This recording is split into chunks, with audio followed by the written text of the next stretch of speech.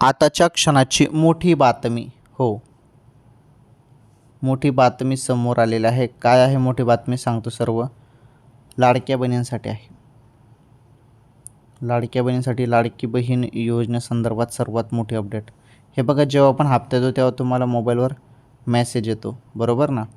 आता जेवढ्या पण पात्र बहिणी आहेत त्यांच्या खात्यामध्ये हप्ता वाटप होणार आहे पुन्हा 20वा हप्ता आल्यानंतर. 20वा हप्ता आल्यानंतर आता 21वा हप्ता येणार आहे. बोललं जातं 21 सोबत 22 हप्ता पण मिळेल. तर आता 2 महिने जर मिळतील तर मग 3000 रुपये. बघू आता काय होतं काय नाही, कळेलच संपूर्ण.